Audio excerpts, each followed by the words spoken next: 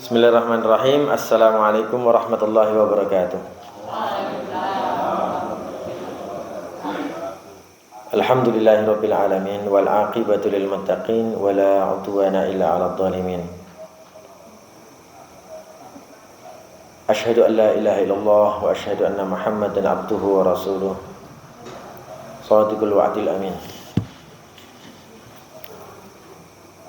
Radina billahi rabba wa bil islami dina wa bi Muhammadin sallallahu alaihi wasallam nabiyyan wa rasulah. Allahumma salli wa sallim wa barik ala Muhammadin wa ala alihi wa ashabihi wa man tabi'ahum ajma'in bi rahmatika ya arhamar rahimin.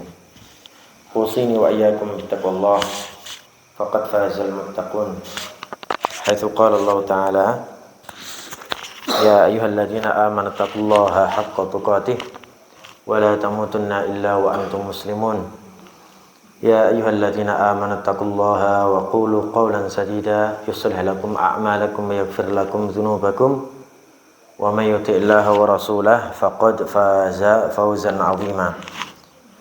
Fa inna asdaqal hadits kitabullah wa khairal hadi Muhammadin sallallahu alaihi wasallam wa syarrul umuri muhdatsatuha ala fa inna kulla muhdatsatin bid'ah wa kulla bid'atin dhalalah wa kulla dhalalatin finnar. Ma'asyiral muslimin wal muslimat jamaah salat subuh di Masjid Nur Rahim Gentan yang saya muliakan. Pertama, mari kita bersyukur pada Allah. Pada kesempatan ini kita ditakdirkan untuk melaksanakan sholat subuh secara berjamaah. Ini menjadi satu bentuk kecintaan Allah kepada kita. Kalau Allah ingin kebaikan kepada kita, kita akan dibiasakan atau diistiqomahkan dalam beramal soleh. Alladzina amanu tsumma istaqamu. Orang-orang yang beriman kemudian beristiqomah. Artinya kita punya iman kepada Allah, kemudian kita diistiqomahkan dengan iman kita. Kita diarahkan, kita ditakdirkan untuk bisa melaksanakan berbagai macam perintah Allah dan menjauhi larangannya. Alhamdulillah pada kesempatan ini kita bisa melaksanakan salah satu kewajiban yang Allah tetapkan. Yang kedua, mari kita berkirim salawat dan salam kepada baginda kita Nabi Muhammad sallallahu alaihi wasallam. Semoga dengan salawat dan salam yang kita kirimkan, kita menjadi umatnya yang dikenal, menjadi umatnya yang layak untuk meminum seteguk saja air dari telaga Al-Kautsar yang dijanjikan Allah kepada Rasulnya. Inna a'tainakal kautsar, inna a'tainakal kautsar. Kami berikan kepada kamu telaga Al-Kautsar.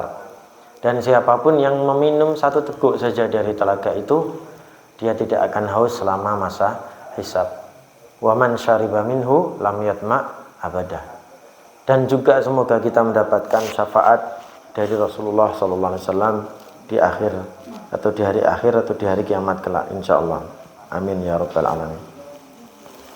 Ma'asyiral muslimin wal muslimat, melanjutkan kajian kita pada bulan lalu terkait dengan perbedaan antara wali Allah dan wali syaitan.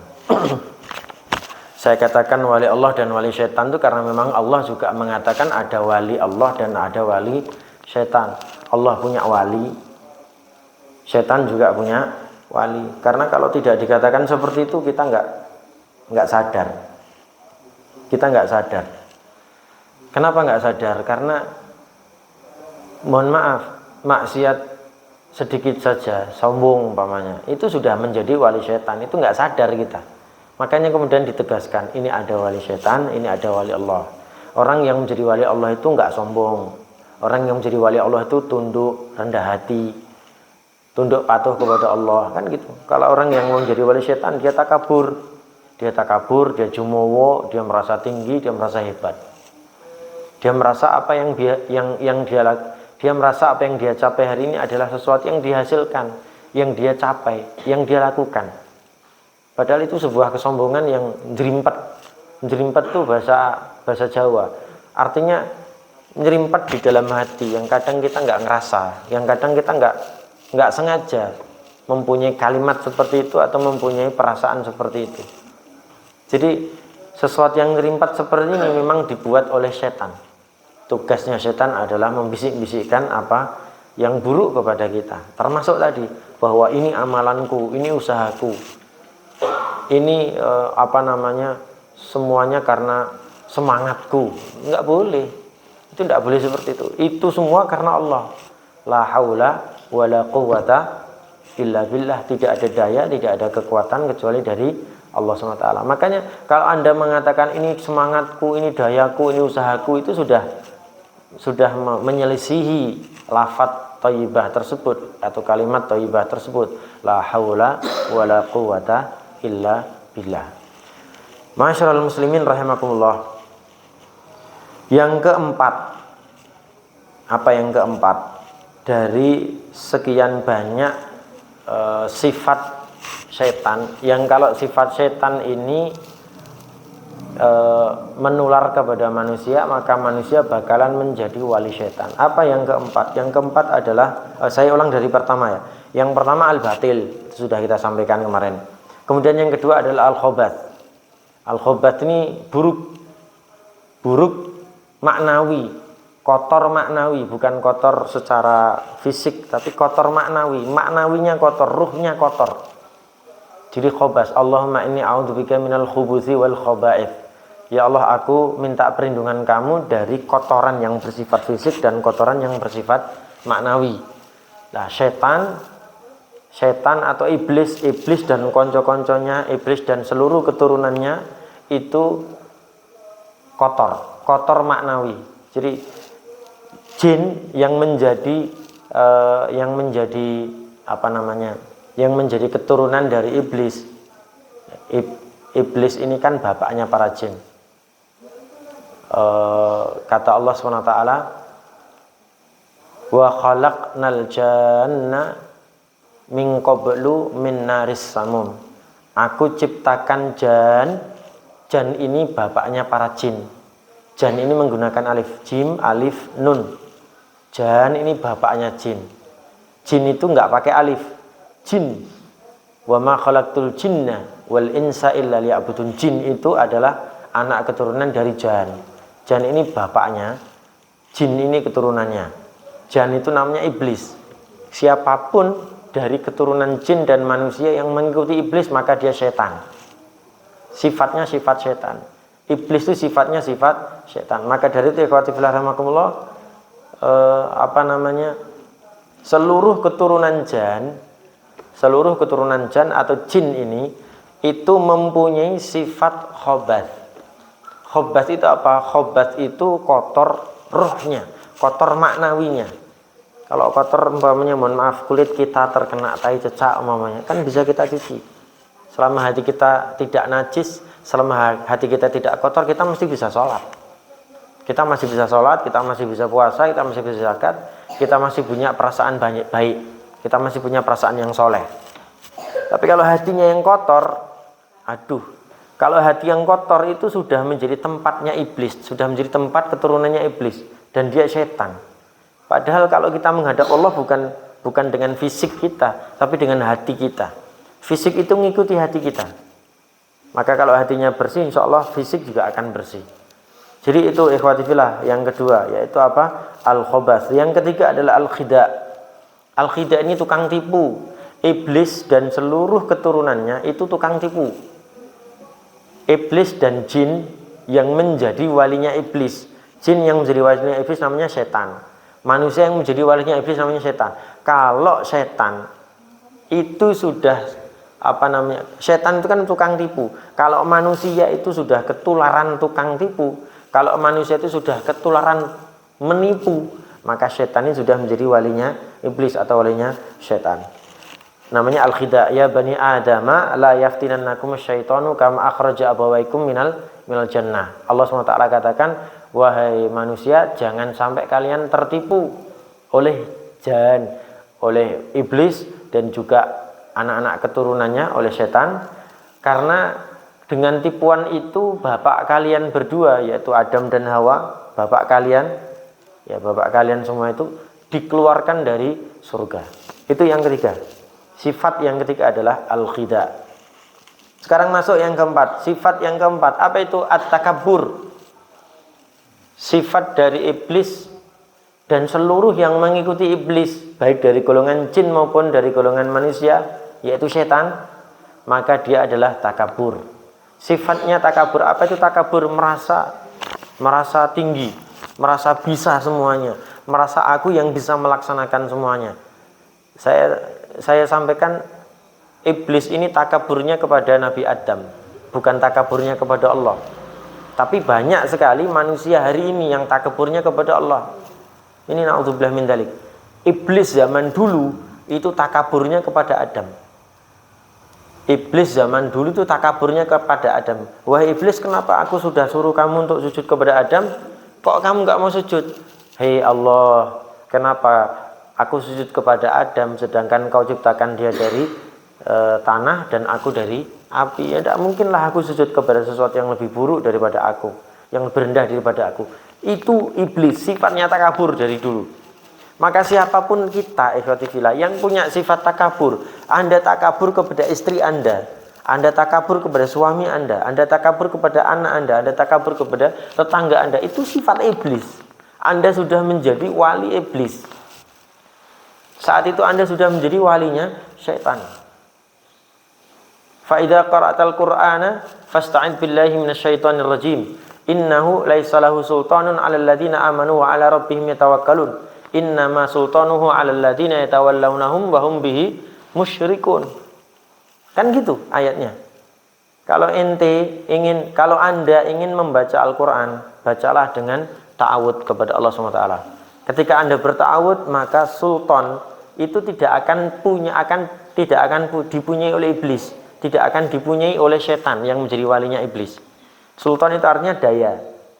Jadi iblis dan konco-konconya, iblis dan seluruh setan yang menjadi walak, yang berwalak kepada iblis itu nggak punya daya. Setan nggak punya daya untuk menggoda kamu. Kenapa? Karena kamu orang yang beriman dan kamu orang yang bertawakal kepada Allah. Jadi kalau Anda beriman dan bertawakal kepada Allah, setan nggak akan punya sultan, nggak akan punya daya. Nggak akan punya daya. Lemah dayanya itu, ngelukru. Ya udah mingsep aja. Jadi dia tidak punya tidak punya sesuatu yang bisa digunakan untuk menggoda manusia. Udah lemas sekali, nggak punya duit, mau makan nggak punya duit, mau nyolong nggak punya tenaga, mau nyuri nggak punya tenaga, mau ngerebut nggak punya tenaga, lemes dia, leleh di hadapan orang-orang yang beriman dan di hadapan orang-orang yang bertawakal kepada Allah. Tapi apa kata Allah? Innama sultanuhu 'alal ladzina yatawallawnahum innama sultanuhu 'alal ladzina yatawallawnahu wa hum bihi musyrikun. Orang-orang iblis itu bakalan mempunyai daya yang kuat kepada orang-orang yang berwala kepadanya. Jadi iblis itu bakalan punya daya yang kuat. Kekuatannya menjadi sangat kuat sekali ketika dia bisa merasuki manusia. Manusia yang bagaimana? Manusia yang sudah berwala kepadanya. Dengan cara apa manusia berwala kepadanya? Dengan menjadi orang yang bermaksiat kepada Allah. Salah satunya adalah at-takabbur. Takabbur ini maksiat. Jadi ketika takabur ini sudah ada di dalam diri kita, setan masuk ke dalam diri kita dengan cara masuk yang sangat kuat. Dia mempunyai cengkraman yang sangat kuat di dalam tubuh kita. Na'udzubillah min dzalik. Padahal takabur ini sesuatu yang tidak kelihatan. Ya kalau kelihatan, ya na'udzubillah min dzalik tenan ya. Ada orang sombongnya ketokan gitu. Ada, Pak. Wah itu wis hati ini wis sudah sangat keras. Dan setan sudah berada di dalam dirinya.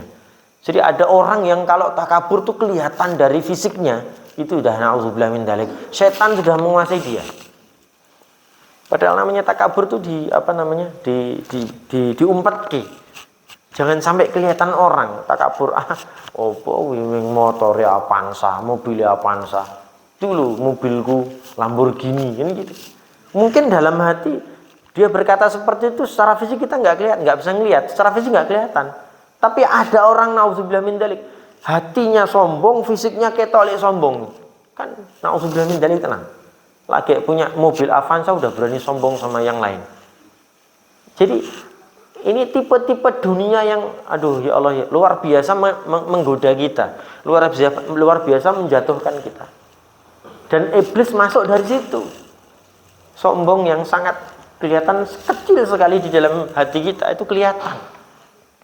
Mohon maaf ya, itu contoh yang saya kira mungkin terjadi di kehidupan kita. Saya ambil contohnya itu dari sinetron. Waduh, sinetron Pak ya. Sombongnya orang kelihatan, sombongnya orang bisa terbaca. Hanya di Indonesia yang kesombongan hati bisa kebaca, bisa terlihat, bisa terdengar, ya kan? Ini orang lagi sombong, terdengar itu di sound systemnya, ya kan? Di sound system TV-nya terdengar, wah ketok, alah, mobil rental kok ya dituku, alah motor lagi wingi sore kayak secondan dan lain sebagainya. Kalimat-kalimat sombong yang tidak perlu kita ucapkan. Karena kalau diucapkan, bahkan kemudian muncul dalam sebuah tindak tanduk kita, itu sudah tidak bisa diampuni. Sombong yang muncul dalam tindak tanduk kita nggak bisa diampuni. Saya ulang Pak, sombong itu kan dalam hati. Tapi kalau sombong itu diucapkan, dia tidak bisa diampuni sampai ada bertobat. Sombong yang muncul dalam tindak tanduk tidak bisa diampuni. Kenapa? Innallaha mu'afan likulli dzambin ilal mujahirin. Allah itu memaafkan segala sesuatu maksiat. Allah memaafkan segala sesuatu dosa, kecuali dosa yang ditampakkan.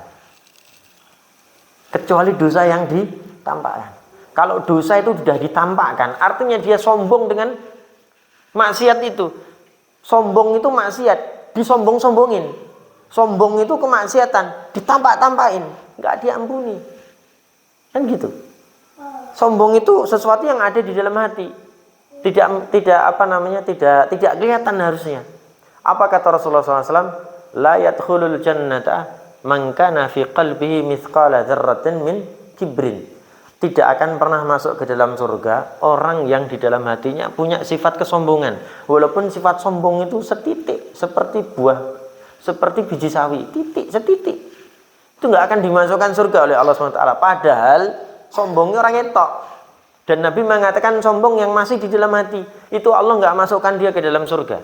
Sampai dia bertobat kepada Allah SWT. Sampai dia meminta maaf kepada Allah. Sampai dia meminta ampunan kepada Allah SWT. Dan Allah kasih ampunan kepada dia. Makanya tiap hari kita harus istighfar. Astagfirullah. Ada sesuatu yang ganjal dalam hati Rasulullah. Sampai kemudian Mu'ad bin Jabal dikatakan disampaikan nasihatnya oleh Rasulullah SAW. Wahai Mu'ad, aku tuh ada sesuatu yang membuat ganjal di dalam hati kamu. Di dalam hati. Padahal ganjalannya Nabi itu enggak maksiat. Ada sesuatu yang ganjal di dalam hati Nabi itu bukan maksiat. Oh, Nabi enggak pernah maksiat. Tapi ada sesuatu yang ganjal. Ganjalannya itu menyebabkan Nabi harus terus melakukan istighfar. Wallahi inni la astaghfirunallaha fil yaumi aksar min mi'ati marrah. Aku ini enggak pernah meninggalkan istighfar dalam satu hari. Dan istighfarku dalam satu hari itu lebih dari 100 kali. Ganjalan hati itu terkadang membuat orang harus istighfar. Padahal Nabi SAW itu enggak pernah maksiat dan dia selalu istighfar. Lah bagaimana dengan kita? Yang hati kita terkadang ada takaburnya, terkadang ada irinya, ada dengkinya, ada hasudnya, ada namimahnya, ada lamamnya. Ini nauzubillah min dzalik tenan loh. Hati kita ini kotoran isinya tuh. Hati kita ini kotoran semua. Karena apa? Dunia sudah masuk ke dalam diri kita. Kalau hati kita sudah isinya kotoran, setan masuk. Dan setan punya daya yang kuat dalam hati kita. Dia punya cengkraman yang kuat.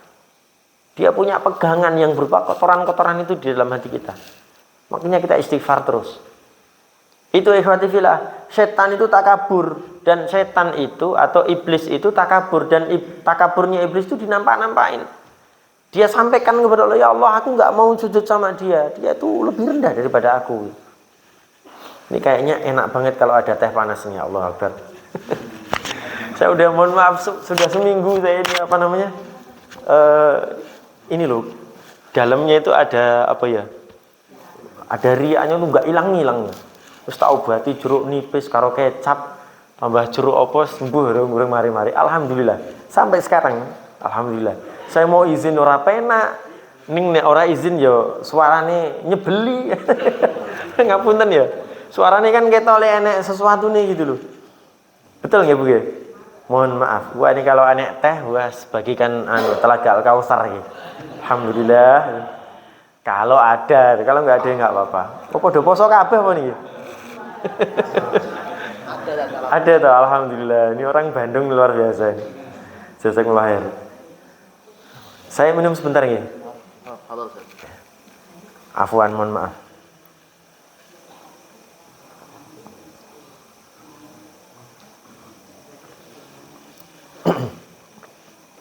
Yakin nih, Telaga Al-Kautsar nih insya Allah nih.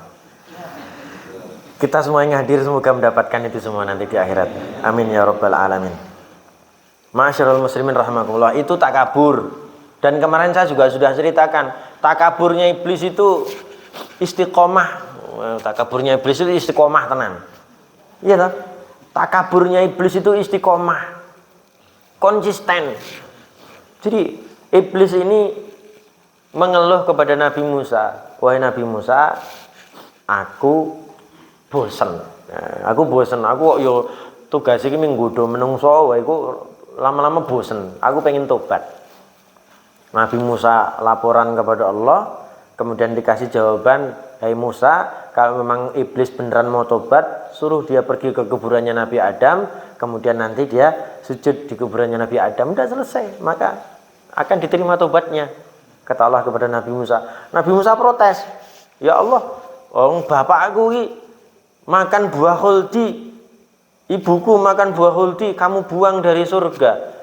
Untuk tobat kepadamu dia harus istighfar, harus tobat sampai 40 tahun nggak diterima-terima. Sampai kemudian engkau terima tobatnya dengan sebuah tanda dipertemukannya antara Adam dan Hawa di Jabal Rahmah. Kan gitu toh. Begitu bertemu tobatnya diterima. Pertemuannya di Jabal Rahmah. 40 tahun ya Allah, mosok iki iblis mung sujud neng kuburannya Adam. Ya udah itu aja. Syaratnya dia mau diterima tobat, ya udah sujud aja kepada Nabi Adam, kepada kuburannya Nabi Adam. Akhirnya Nabi Musa datang kepada iblis dan nyampaikan, kamu bisa tobat, kamu tobatnya diterima kalau sujud ke tengah-tengah Nabi Adam di kuburannya Nabi Adam. Kata iblis, ya ora mungkin aku sujud. Zaman Nabi Adam tuh masih hidup aja aku nggak mau sujud, mosok sekarang sudah meninggal kok aku sujud. Kata iblis. Jadi takaburnya itu istiqomah. Maksudnya apa? Dari sini kita bisa melihat satu hikmah. Dari sini kita bisa mendapatkan satu faedah. Orang kalau sudah takabur, Pak, ngelangke takabur ki angel. Biasanya takabur ki istiqomah sifatnya. Nek dia takabur, hari ini dia takabur. Zaman kapan dia takabur, sekarang ini mungkin masih takabur karena menjadi sifat, menjadi habit. Nek orang takabur ki enek sing kurang gitu. Nauzubillah min dzalik loh ya. Jadi sifat ini sifat iblis. Sifat iblis kalau sudah mendekam di dalam hati kita, biasanya menjadi habit, menjadi kebiasaan. Nauzubillahi min dzalik. Itu yang keempat. Yang kelima, al-ghawayah, sesat. Al-ghawayah, iblis itu sesat dan dia mengakui dirinya sesat. Qala rabbi bima aghwaytani. Qala rabbi bima aghwaytani. Wahai Rabb, ketika engkau sudah menyesatkanku, la uzayyinanna lahum fil ardi wa la ughwiyannahum ajma'in. Wahai Rabbku, ketika engkau sudah mengatakanku sesat, ketika engkau sudah menyesatkanku, wahai Rabbku. Jadi iblis ngerti kalau dia itu sesat. Iblis ngerti kalau dia itu sesat. Maka ketika aku ini sesat, wahai Allah, aku akan membuat seluruh manusia di dunia menjadi merasa nyaman, menjadi merasa indah dengan seluruh perbuatan buruk mereka. Jadi aku akan membuat perbuatan buruk mereka indah-indah di mata mereka. Aku akan membuat maksiat-maksiat mereka di mata mereka, maksiat itu nyaman, indah, nyenengke. Wala ughwiyannahum ajma'in, dan aku akan membuat mereka sesat semua ya Allah.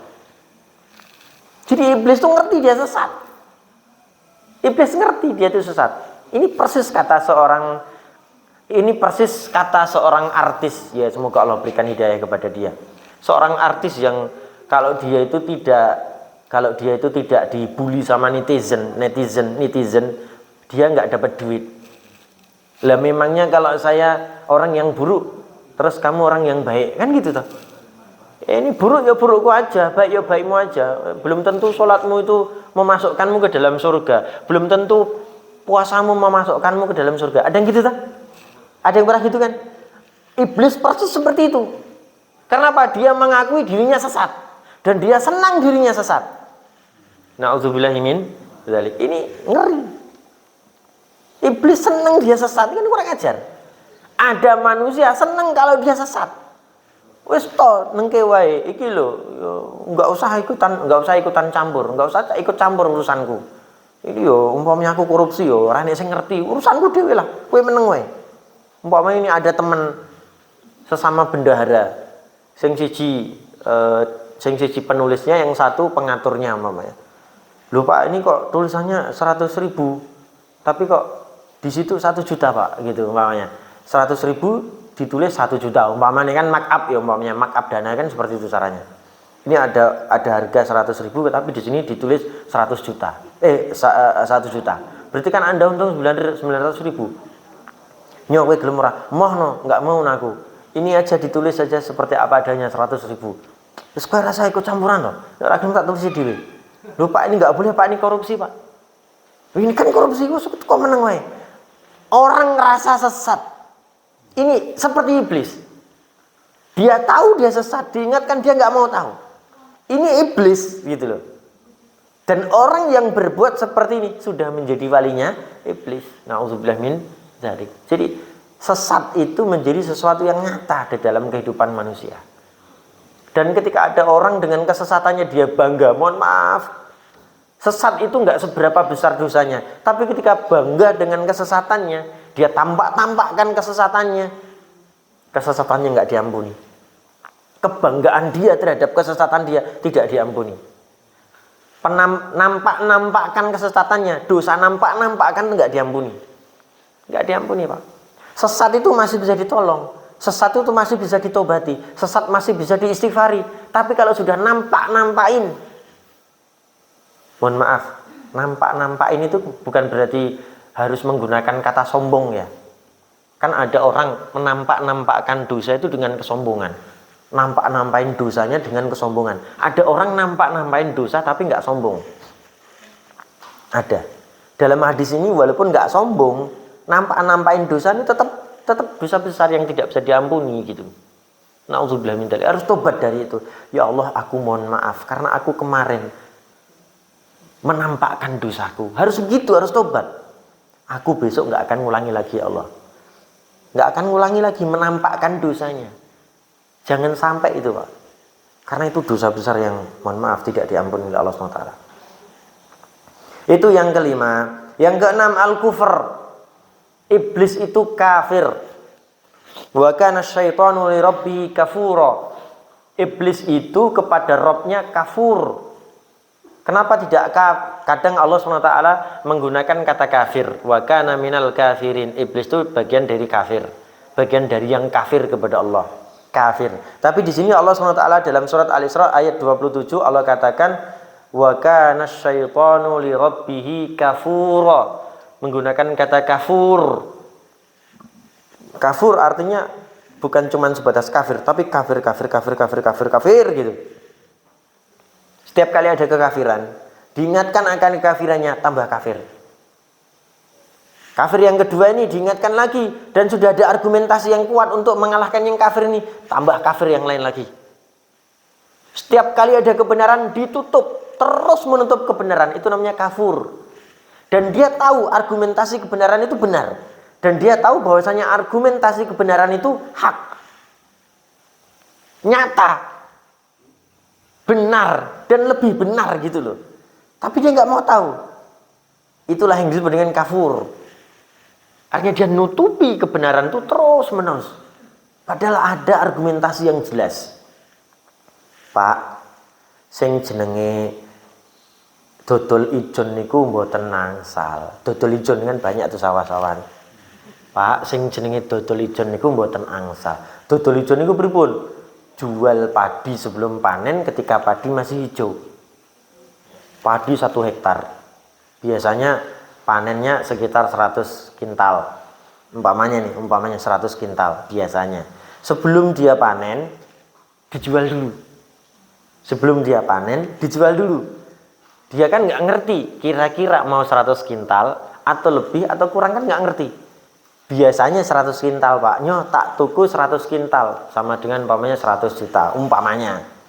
Tak beli panenmu secara ijon 100 kintal. Silahkan kamu labuk terus, silahkan diurus terus sampai nanti panen. Tak kasih kamu 100 juta. Padahal belum panen, itu kan nggak boleh.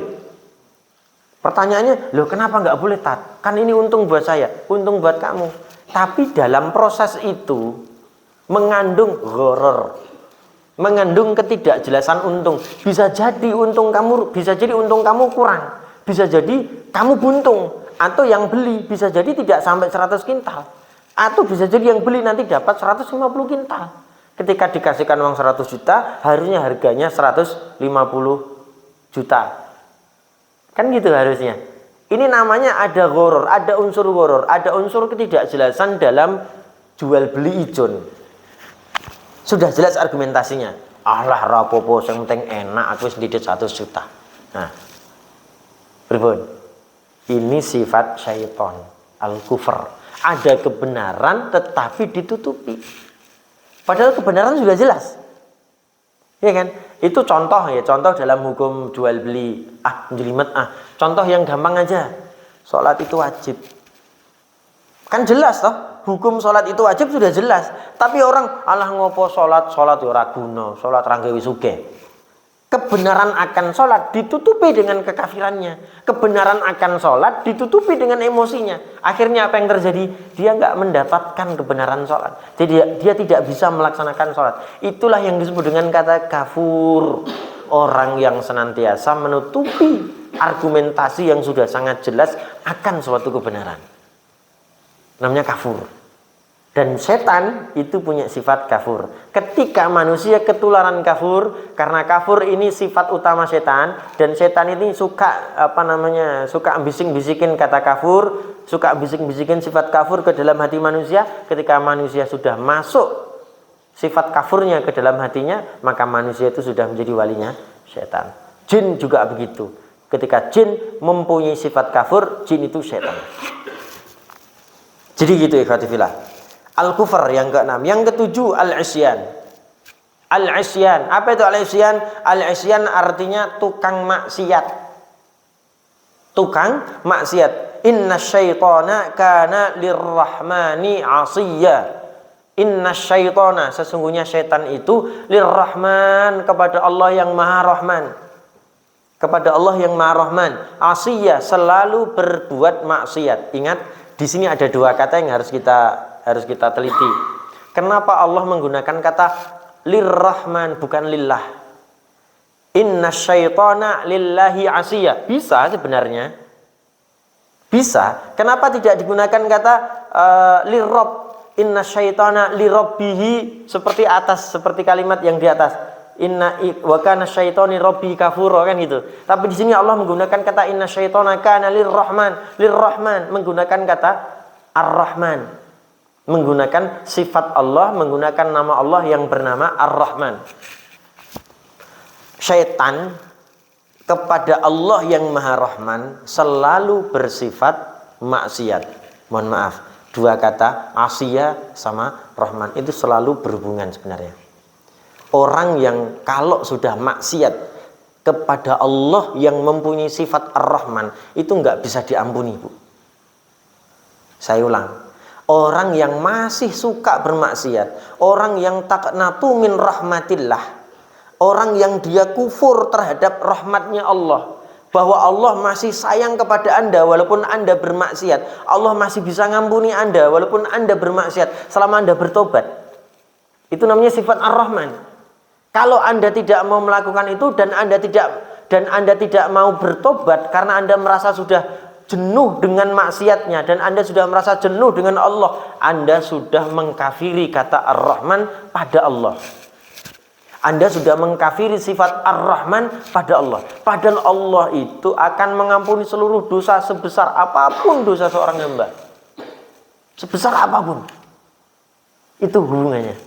Jadi kalau orang sudah bermaksiat dengan Allah yang maha rahman, orang kalau sudah bermaksiat dengan Allah yang mempunyai sifat Ar-Rahman, orang tersebut telah mengkafiri Allah yang Maha Rahman. Orang tersebut telah mengkafiri sifat Ar-Rahmannya Allah Subhanahu wa taala. Nauzubillah min dzalik. Datang seorang sahabat kepada Rasulullah. Ini suatu kisah. Rasulullah celaka. Ya Rasulullah, halaktu. Wahai Rasulullah, aku ini celaka banget. Celaka. Kenapa? Wahai Rasulullah, dosaku besar banget. Pokoknya ciloko mencit. Pokoknya ciloko mencit. Ngopo to? Dosamu ki apa to? Wis pokoknya dosanya gede banget ya Rasulullah. Ciloko mencit aku. Apakah dosamu lebih besar daripada gunung? Lebih besar lagi wahai Rasulullah, ciloko mencit. Itu kata sahabat kepada Rasulullah. Kemudian Rasulullah bertanya lagi, apakah dosamu lebih besar daripada lautan yang ada di muka bumi ini? Ya Rasulullah, lebih besar daripada itu. Wis pokoknya aku ciloko mencit, hancur aku. Rasulullah tanya lagi, apakah dosamu lebih besar daripada bumi dan seisinya? Wahai Rasulullah, lebih besar daripada itu. Wis ciloko mencit. Pokoknya ciloko terus. Karena dia merasa dosa yang dilakukan dosanya besar banget. Segunung gue pokoknya lebih dari itu. Rasulullah tanya lagi, apakah dosa yang kamu lakukan lebih besar daripada langit dan bumi? Langit itu kan gede. Langit itu besar sekali. Kemudian Rasulullah tanya, apakah dosamu dengan langitnya Allah itu lebih besar? Ya Rasulullah, lebih besar daripada langit itu ya Rasulullah. Dosa apa ini? Bayangke, dosa apa? Ya sembuh pokoknya dosanya. Dalam hadis itu sahabat tidak menyebutkan dosanya. Terus enggak ngerti aku.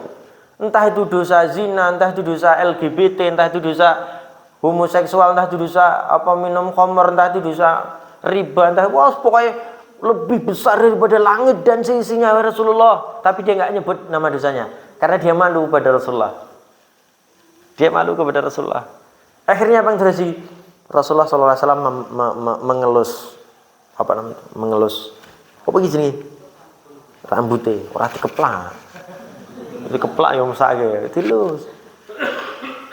Wahai saudaraku, wahai sahabatku, apakah dosamu lebih besar daripada rahmatnya Allah? Barulah kemudian dia menatap Rasulullah SAW. Rasulullah mengucapkan kalimatnya lagi, wahai sahabatku, apakah dosamu lebih besar daripada rahmatnya Allah? Kata Rasulullah kepada sahabatnya menangis, wahai Rasulullah, dosaku tidak lebih besar daripada rahmatnya Allah. Kemudian Rasulullah SAW bersabda, suatu saat Allah SWT berkata kepadaku, inna rahmati wasi'at kulla syai', rahmatku lebih luas dari segala sesuatu, termasuk dari dosamu. Rahmatku lebih luas daripada dosamu. Segede apapun dosamu, nek kamu itu tobat, nek kamu itu istighfar, aku berikan rahmatku kepadamu. Ini kisah betapa Allah SWT itu luas sekali rahmatnya, luas sekali maghfirahnya kepada kita, walaupun dosa kita sebesar langit. Asalkan Anda mau tobat, asalkan Anda mau mencari rahmat Allah. Dosa besarnya adalah, nih kata setan nih, dosa besarnya adalah maksiat kepada Allah yang mengatakan kalau Allah tidak punya rahmat lagi kepadaku. Itu dosa besar, tidak bisa diampuni. Apalagi kalau dia mati dalam kondisi itu. Itu maksud saya. Menganggap Allah tidak punya sifat Rahman, hukumnya dosa. Enak ya hadisnya ya. Semoga hadis ini kita pahami betul ya Pak ya. Jadi Bapak Ibu ikhwati fillah, sebesar apapun dosa yang ada di dalam hati kita, ayo kita minta ampunan kepada Allah. Karena kalau sampai setan mengganggu kita, sampai pada kalimat, kamu udah dosa besar lo, Allah nggak ngampuni kamu lo, Allah nggak ngampuni kamu lo, hati-hati lo, Allah nggak, itu setan dah masuk itu. Setan dah masuk ke dalam diri kita, sehingga kita menjadi orang yang kafur terhadap rahmatnya Allah. Makanya Allah SWT katakan, ya ibadiyalladzina asrafu, ya kan? Kata Allah SWT kepada Rasulnya, "Qul ya ibadiyalladzina asrafu ala anfusihim la taqnatu min rahmatillah." Katakanlah wahai Nabi Muhammad kepada umatmu semuanya, kepada umatmu yang mereka israf, yang mereka lari, yang mereka melenceng dari jalur yang hak, yang mereka israf, lari dari jalur yang hak, kan dosa. Bisa dosa kecil, bisa dosa besar. Intinya lari dari jalur yang hak. Apa kata Allah kepada Rasulnya? Wahai Rasulku, wahai Nabiku, katakanlah kepada umatmu yang mereka sedang berbuat dosa, yang mereka keluar dari jalur yang hak, la taqnatu min rahmatillah. Jangan sekali-kali mereka putus asa akan rahmatnya Allah. Tuh.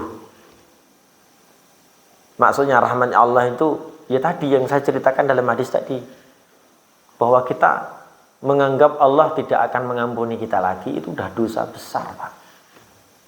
Dosa besar banget. Hati-hati, itu setan masuk ke situ. Dan itulah isyan. Itulah maksiat. Maksiat yang luar biasa mengerikan. Allahu Akbar. Kalau kata para ulama, wa ma ba'dal kufri min dambin, tidak ada sesuatu pun maksiat yang lebih heboh daripada kekafiran. Tidak ada sesuatu apapun yang lebih heboh daripada kekafiran. Ya, tidak ada sesuatu dosa yang lebih besar daripada kekafiran. Jadi orang kafir itu dosanya udah besar sekali. Karena apa? Kafir itu sudah dibelokkan hatinya dari Allah SWT. Kalau sudah dibelokkan hatinya dari Allah, dia tidak akan mengenal rahmatnya Allah. Dia tidak akan mengenal rahmatnya Allah SWT. Jadi kalau kita mau menyumun maaf, kita menjadi orang yang bukan Islam, kita nggak akan mengenal rahmatnya Allah seberapa besar. Demi Allah saya katakan, hanya orang Islam yang bisa mengenal Allah mempunyai rahmat yang begitu besar, bahkan rahmatnya lebih luas dibanding seluruh dosa kita, yang walaupun mohon maaf dosa kita seandainya diukur-ukur lebih besar daripada alam raya ini umpamanya, tapi Allah lebih besar daripada itu. Rahmat Allah lebih besar daripada itu. Ini luar biasa. Itu yang ke-7, yang ke-8, perang hiji. Nanti diwasno tak terus-terus ke nggo habis waktu ini kayak kemarin. Yang ke-8 adalah at-tamarrud. Apa itu at-tamarrud? At-tamarrud itu artinya pembangkangan. Tamarroda ya tamarrodu, artinya bangkang. Bangkangnya enggak cuma sekali, bangkang terus. Makanya Rasulullah SAW menggunakan kata tamarroda. Ya kan, tamarroda, iblis senantiasa membangkang. Setelah satu pembangkangan yang dilakukan yang berupa tidak mau sujud kepada Adam, dia terus-menerus melakukan pembangkangan kepada Allah Subhanahu wa taala. Akhirnya sholat enggak dilakukan, sujud kepada Allah enggak dilakukan, tunduk kepada Allah enggak dilakukan, hanya gara-gara satu takabur kepada Adam, akhirnya melebir kemana-mana. Itu namanya tamarrud, bangkang terus. Karena dia bangkang, dia ingin seluruh manusia yang ada di dunia ini bangkang. Karena dia pembangkang, maka dia menginginkan para manusia yang ada di dunia ini bangkang. Apa kata Allah SWT? Wa idz qulna lil malaikati isjudu li adama fasajadu illa iblisa aba. Illa iblisa aba. Kata aba ini artinya menolak, membangkang. Iblis artinya apa? Menolak atau membangkang perintah Allah SWT untuk bersujud kepada Adam alaihissalam. Padahal ada makhluk yang lebih mulia daripada iblis, yaitu apa? Malaikat. Malaikat diciptakan dari cahaya. Iblis diciptakan dari api yang tidak berasap. Harusnya cahaya dong yang lebih tinggi. Tapi si cahaya ini ketika diminta sama Allah untuk sujud. Si cahaya ini ketika disuruh bersujud kepada Adam yang diciptakan dari tanah, saripati tanah, dia sujud. Lah iblis nggak mau. Nah gitu. Iblis nggak mau. Na'udzubillah min dzalik. Maka ikhwati fillah rahimakumullah, iblis itu tidak sampai menduakan Allah loh ya. Iblis itu nggak sampai menduakan Allah ketika membangkang. Dia membangkang perintah Allah tuh ngerti ada Allah yang esa. Iki ada manusia menyembah selain Allah. Menyembah mohon maaf manusia. Iblis diduakan. Allah SWT diduakan. Allah SWT ditigakan. Laqad kafaral ladzina qalu innallaha tsalitsu tsalatsa. Orang yang berkata Allah itu 3, dia kafir. Orang yang berkata Allah itu 2, kafir. Lah ini Allah diduakan, Allah ditigakan. Iblis nggak menggitukan loh. Iblis nggak menggitukan. Iblis tidak menduakan Allah, iblis tidak mentigakan Allah. Iblis itu sombong kepada Adam dan iblis pada akhirnya membangkang kepada seluruh perintah Allah. Tapi dia tidak pernah mengatakan Allah itu 3 atau 4 atau 5 atau 2, enggak. Cuman bisikan iblis itu masuk kepada manusia. Akhirnya manusia itu ada yang mengatakan ini Tuhan, itu Tuhan. Padahal Allah SWT Esa. Nauzubillah min dzalik. Guru kencing berdiri, murid kencing berlari. Nauzubillah min dzalik. Itu namanya tamarrud. Kemudian yang ke-10, yang ke-9, yang terakhir adalah al-karahiyah. Qala Allah Ta'ala innasyaitana yanzaghu bainahum innasyaitana kana lil insani aduwwan mubina. Al-karahiyah, benci. Iblis itu punya sifat benci. Seumur-umur ada iblis benci. Kenapa iblis benci? Ya karena diawali dari disuruh sujud sama Adam nggak mau. Bencinya kepada Adam luar biasa. Bencinya kepada anak pinaknya luar biasa. Bencinya kepada keturunan Adam luar biasa. Ini yang disebut dengan karohiyah atau benci. Kebenciannya luar biasa. Maka siapapun manusia yang tukang benci, siapapun manusia yang punya jiwa benci kepada orang lain, dia sudah menjadi wali setan. Ikhwati fillah rahimakumullah, ada ayat. Ini luar biasa ayatnya. Sebenarnya kalau kita mau membaca cerita tentang iblis dan konco-konconya, itu tertera di dalam surat Al-A'raf ayat 11 sampai 27. Itu kalau dibaca berulang-ulang, ceritanya persis plek dengan yang saya ceritakan. Surat Al-A'raf ayat 11 sampai 27. Itu jelas saya minta ampun. Mulai dari diceritakan kenapa iblis nggak mau sujud. Karena engkau menciptakan aku dari, nah itu iblis. Kemudian karena engkau ciptakan dia dari tanah, aku dari dari api, akhirnya aku nggak mau sujud. Sampai kemudian dia berjanji kepada Allah SWT agar aku bisa membuat orang-orang yang menyembahmu menjadi tidak menyembahmu. Itu ada di dalam surat Al-A'raf ayat 11 dan sampai 27. 11 sampai 27. Kemudian yang selanjutnya dari surat Al-Hijr. Surat Al-Hijr ini mulai dari mulai dari ayat ke-28, mulai dari ayat ke-27 sampai ke-41. Ya. Sampai ke-42, mohon maaf. Surat Al-Hijr monggo nanti dibaca ulang ya. Surat Al-Hijr ayat 27 sampai 42. Ya. Dalam surat Al-Hijr ini juga diceritakan persis seperti ketika Allah menceritakan iblis dan Adam pada surat Al-A'raf ayat 11-27. Jadi surat Al-Hijr juga menceritakan hal yang sama dari ayat yang ke-27 sampai ayat yang ke-42. Saya bacakan ayat ke-39 sampai 42. Saya bacakan aja, Pak. Ini terakhir nih. Kata Allah SWT, Qala Rabbi bima aghwaytani la uzayyinanna lahum fil ardi wa la aghwiyannahum ajma'in. Wahai Rabbku, ketika engkau membuat aku sesat, maka aku akan membuat seluruh manusia itu merasa indah, merasa nyaman, merasa indah saja. Seluruh perbuatan buruknya akan merasa indah. Akan dihiasi oleh iblis dengan hiasan keindahan tadi. Wal aghwiyannahum ajmain, dan aku akan membuat mereka tersesat semuanya.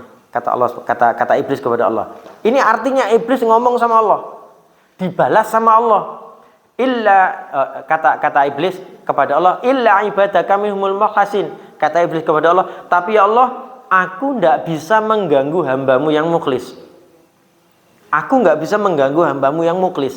Aku nggak bisa mengganggu hambamu yang ikhlas. Ini kata iblis sendiri kepada Allah. Kemudian apa kata Allah SWT? Qala hadza siratun alayya mustaqim. Qala hadza siratun alayya mustaqim. Hei iblis, aku sudah menjelaskan kepada seluruh manusia nanti bahwa ini loh jalan yang lurus. Mau ikut atau enggak? Kamu boleh tazyin, kamu boleh menghias-hiasi seluruh amalan buruk manusia menjadi indah. Boleh. Monggo. Kamu boleh menyesatkan mereka, silahkan. Tapi aku juga akan perintahkan kepada Rasulku untuk menerangkan jalurku yang tepat, untuk menerangkan jalurku yang hak. Qala hadza siratun alayya mustaqim. Kata Allah SWT kepada iblis, iblis, silahkan. Tapi ingat, aku juga akan memberitahu kepada manusia-manusia yang aku ciptakan, kalau ini loh ada jalurku yang sudah lurus. Ikuti jalur ini. Inna ibadi laisa laka alaihim sultanun illa manittaba'aka minal ghawin. Hamba-hambaku yang akan kamu sentuh, kamunya nggak akan punya kekuatan kepada hamba-hambaku yang kamu sentuh kalau hambaku mukhlis, kecuali hambaku dalam kondisi ghawin, kecuali hambaku dalam kondisi tersesat seperti kamu.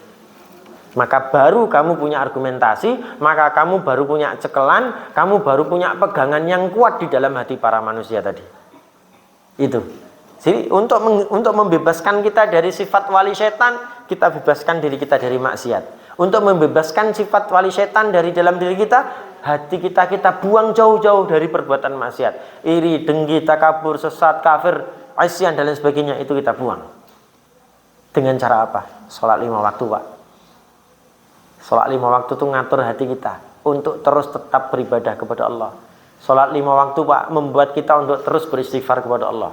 Sholat 5 waktu, Pak, membuat kita menjadi orang yang senantiasa meneguhkan dan menegaskan keimanan kita kepada Allah. Subuh sholat, duhur sholat lagi, asar sholat lagi, tegas lagi imannya. Maghrib sholat lagi, tegas lagi imannya. Isya sholat lagi, tegas lagi imannya. Diampuni lagi dosanya. Subuh juga begitu, terus. Ojo ngantek lali sholat 5 waktu. Sambil terus diatur hatinya, jangan sampai diburu oleh setan. Saya kira itu Bapak Ibu sekalian yang dapat saya sampaikan. Bulan depan masih ada, Mas? Bulan depan masih ada pertemuan? Masih. Kalau masih ada, nanti saya lanjutkan bahasan-bahasan wali setan dan wali Allah yang terakhir, bab terakhir. Bagaimana cara setan masuk ke dalam hati manusia. Ini bukunya urung rampung, mung babe sing wis rampung. Bagaimana cara setan masuk ke dalam hati manusia sesuai panduan Al-Quran dan Sunnah.